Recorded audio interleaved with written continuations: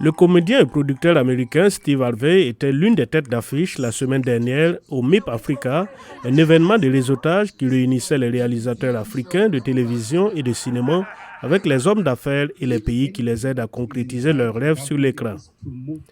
Harvey a partagé des réflexions sur sa carrière lors d'une séance de conversation. Il s'est également associé au gouvernement du Botswana pour créer une académie de formation appelée Botswana Ignite afin de faire progresser l'industrie de la télévision et du cinéma du pays. Écoutez, l'Afrique du Sud et le Nigeria ont une longueur d'avance sur tout. Vous savez qu'ils se débrouillent très bien, mais il y a beaucoup de pays sur ce continent qui pourraient avoir besoin d'aide. Un rapport de l'UNESCO de 2021 a révélé que les industries du film et de l'audiovisuel en Afrique employaient environ 5 millions de personnes et représentaient 5 milliards de dollars du produit intérieur brut de l'ensemble du continent. L'étude indique que l'industrie pourrait employer jusqu'à 20 millions de personnes et contribuer à hauteur de 20 milliards de dollars au PIB. La réalisatrice nigério-indienne Hamisha fait partie des créateurs qui se font remarquer. Son premier film, Namaste Wahala, a réuni deux des hauts lieux de la production cinématographique mondiale, Bollywood en Inde et Nollywood au Nigeria. Lors de sa sortie sur Netflix en 2021, cette comédie romantique interraciale s'est classée 6e sur la plateforme au niveau mondial. L'industrie nigérienne se porte à merveille en ce moment.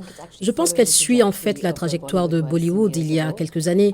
Nous avons des problèmes similaires à ceux rencontrés par Mumbai et l'industrie de Bollywood, comme les problèmes d'Internet, de Wi-Fi, et tout cela a changé.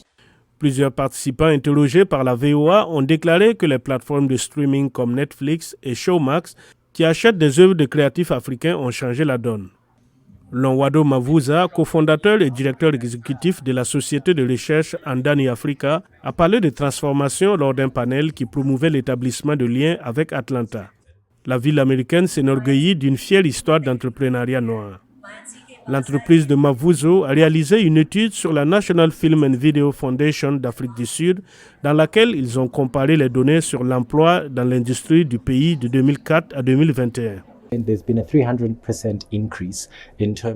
Il y a eu une augmentation de 300% de l'emploi des Noirs dans l'industrie du cinéma et de la télévision. Cependant, dans ces statistiques, beaucoup de ces emplois sont encore de bas niveau et ont une influence très limitée en termes de prise de décision.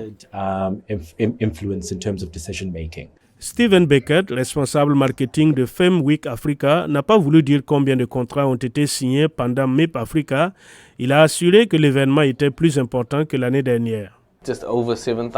Un peu plus de 7000 réunions enregistrées ont eu lieu au MIP Africa et c'est évidemment un signe de la croissance et de la nécessité au sein de l'industrie.